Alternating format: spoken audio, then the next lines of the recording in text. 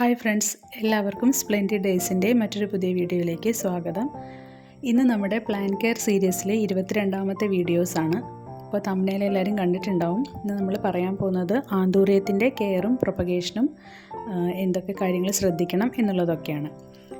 അപ്പോൾ നിങ്ങൾ ആദ്യമായിട്ടാണ് ഈ ചാനൽ കാണുന്നതെങ്കിൽ വീഡിയോ കണ്ട് ഇഷ്ടപ്പെട്ട് ലൈക്ക് ചെയ്യുക, നിങ്ങളുടെ അഭിപ്രായങ്ങളൊക്കെ കമൻറ്റ് ചെയ്യുക, ഫ്രണ്ട്സിനൊക്കെ ഒന്ന് ഷെയർ ചെയ്ത് കൊടുക്കുക. പിന്നെ സബ്സ്ക്രൈബ് ചെയ്യാതെ കാണുന്നവരാരെങ്കിലും ഉണ്ടെങ്കിൽ പ്ലീസ് ഒന്ന് സബ്സ്ക്രൈബ് ചെയ്തിട്ട് ബെല്ലൈക്കൺ കൂടി ഒന്ന് പ്രസ് ചെയ്യാം. ഓക്കെ, അപ്പോൾ നമുക്ക് കണ്ടന്റിലേക്ക് പോവാം. ഗാർഡൻ ലവേഴ്സിൻ്റെ ഇടയിൽ ട്രെൻഡ് ഒട്ടും പോവാത്ത ഒരു ചെടിയാണ് പണ്ട് മുതൽ തന്നെ ആന്തൂറിയം. ആന്തൂറിയം ഇഷ്ടപ്പെടാത്തവരും ആന്തൂറിയം വളർത്താത്തവരുമായിട്ട് അധികം ആരും ഉണ്ടാവില്ല. പക്ഷേ ചിലർക്കൊക്കെ സംശയങ്ങളുണ്ടാവും. ചിലപ്പോൾ ശരിക്കും പൂ പിടിക്കാതിരിക്കുക, അല്ലെങ്കിൽ നന്നായി ചെടി വളരാതിരിക്കുക, അങ്ങനെ കുറേ പ്രശ്നങ്ങളുണ്ടാവും.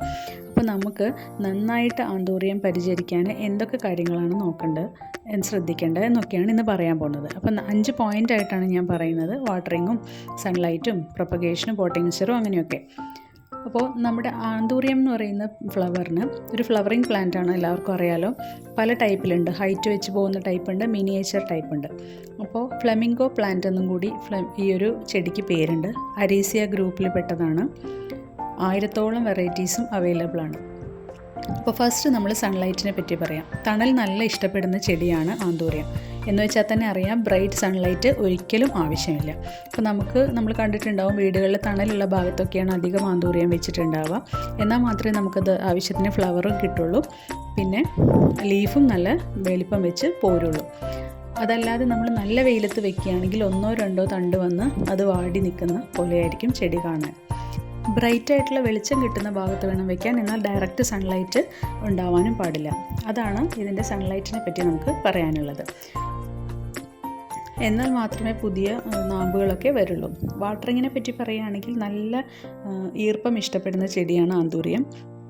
അപ്പോൾ 2 നേരം നനയ്ക്കുകയാണെങ്കിലും 1 നേരം നനയ്ക്കുകയാണെങ്കിലും നല്ല നന ആവശ്യമുണ്ട്. അപ്പോൾ നിങ്ങളുടെ അവിടുത്തെ ക്ലൈമറ്റിനൊക്കെ അനുസരിച്ച് നമുക്ക് നനച്ചു കൊടുക്കാം. 2 നേരം നനച്ചാലും കുഴപ്പമൊന്നുമില്ല. പക്ഷേ വെള്ളം ഒരിക്കലും അടിയിൽ കെട്ടിക്കിടക്കാൻ പാടില്ല. അതാണ് ഏറ്റവും ശ്രദ്ധിക്കേണ്ടത്. പ്രത്യേകിച്ച് നമ്മൾ ആന്തൂറിയം നടുമ്പോൾ ഉപയോഗിക്കുന്നത് മണ്ണായിരിക്കില്ല. അധികവും ചകിരിച്ചോറ്, ചകിരി, അങ്ങനെ ഓടിൻ കഷ്ണങ്ങൾ അതൊക്കെ ഇട്ടിട്ടാണ് നമ്മൾ ചെയ്യാറ്. അപ്പോൾ നമ്മൾ ഒരിക്കലും അത് വെള്ളം അടിയിൽ കെട്ടിക്കിടക്കുന്ന രീതിയിൽ നനച്ചു കൊടുക്കരുത്. വെള്ളം പൂർണ്ണമായിട്ടും വാർന്നു പോകുന്നുണ്ടോ എന്ന് ശ്രദ്ധിക്കണം. അതാണ് ഏറ്റവും ഇമ്പോർട്ടൻറ്റ്. അപ്പോൾ നല്ല ഇഷ്ടമാണ്. വെയിൽ അല്പം മാത്രം ആവശ്യമുള്ളൂ. നിറയെ പൂക്കളുണ്ടായി ഇങ്ങനെ തൈകളൊക്കെ കൂടി ഒരു ചെടി വളർന്നു വരാൻ അധിക സമയമൊന്നും വേണ്ട. 2-3 മാസം മതി. അതിനോടൊപ്പം തന്നെ ആവശ്യത്തിന് വളം കൂടി നമ്മൾ സമയാസമയത്ത് കൊടുക്കണം. ഇപ്പോൾ പൂക്കളിടാൻ വേണ്ടി നമ്മുടെ വീട്ടിൽ ഉപയോഗിക്കുന്ന കിച്ചൺ വേസ്റ്റ് കൊണ്ടുണ്ടാക്കുന്ന പലതരം വളങ്ങളാണ് ഉപയോഗിക്കേണ്ടത്. അതാണ് ഏറ്റവും നല്ലത്. അതല്ലാതെ നമുക്ക് രാസവളങ്ങൾ വേണമെങ്കിൽ മാർക്കറ്റിൽ അവൈലബിൾ ആയത് ഏതാണെന്ന് വെച്ചാൽ അതും ഉപയോഗിക്കാം. പൂക്കളൊക്കെ നല്ല വലിപ്പം വെച്ച് നല്ല ആരോഗ്യത്തോടെ ചെടി ഇരിക്കാൻ നമുക്ക് ഉള്ളിത്തോലി കൊണ്ടുള്ള വളവും പിന്നെ പഴത്തൊലി കൊണ്ടുണ്ടാക്കുന്ന വളവും ഒക്കെ നല്ലതാണ്. പിന്നെ ചായമട്ട്, അതെല്ലാം ആന്തൂറിയത്തിന് വളരെ നല്ലതാണ്. അപ്പോൾ ഇതൊക്കെ നിങ്ങൾക്ക് വീട്ടിൽ തന്നെ ചെയ്യാവുന്ന കാര്യങ്ങളാണ്. ഇനി പ്രൊപ്പഗേഷനെ പറ്റി പറയുകയാണെങ്കിൽ ഒരു മെച്ചുറായൊരു ചെടിയിൽ നിന്ന് നമുക്ക് വേണമെങ്കിൽ എത്ര വേണമെങ്കിലും തൈകൾ ഉണ്ടാക്കാം. ശരിക്കും ഒരു 10-15 തൈകളൊക്കെ ഈ ഒരു പ്ലാന്റിൽ നിന്ന് തന്നെ ഉണ്ടാക്കാം. ഇത് ഇതുവരെ ഫ്ലവർ ചെയ്യാത്തൊരു പ്ലാന്റാണ്. അതിൽ നിന്ന് നമുക്ക് എത്ര വേണമെങ്കിലും സെപ്പറേറ്റ് ചെയ്തെടുക്കാൻ പറ്റും. മെയിൻ വേരിന് പ്രശ്നമൊന്നുമില്ലാത്ത രീതിയിൽ ഇളക്കിയെടുത്താൽ മതി. ഇങ്ങനെ നമുക്ക് ഒരു ചെടിയിൽ നിന്ന് തന്നെ വേണമെങ്കിൽ 10-60 വരെ തൈകൾ ഉണ്ടാക്കാൻ പറ്റുന്ന ചെടികളുണ്ട്. അപ്പോൾ നമുക്കൊരു ഇഷ്ടമുള്ളതിനനുസരിച്ച് ഒരു ഭാഗം, ഒരു ഏരിയ കംപ്ലീറ്റ് ആയിട്ടും ആന്തൂറിയം വെച്ച് കൊടുക്കാം. പിന്നെ വെയിലധികം ഏറ്റു കഴിഞ്ഞാൽ വാടിക്കിടക്കും ആന്തൂറിയത്തിൻ്റെ വലിയ ചെടി. അപ്പോൾ പിന്നെ പ്രൊപ്പഗേഷനും പോട്ടിംഗ് മിക്സ്ചറും ഒക്കെയാണ് ഇനി പറയാനുള്ളത്. പ്രൊപ്പഗേഷൻ നമ്മൾ പറഞ്ഞു കഴിഞ്ഞു. അപ്പോൾ വീട്ടിലുണ്ടാക്കുന്ന ജൈവവളങ്ങളെ പറ്റിയുള്ള വീഡിയോ നമ്മൾ മുമ്പ് ചെയ്തിട്ടുണ്ട്. കണ്ടിട്ടില്ലാത്തവരൊന്ന് കാണാം. ഡിസ്ക്രിപ്ഷൻ ബോക്സിൽ ഞാൻ ലിങ്ക് കൊടുക്കാം.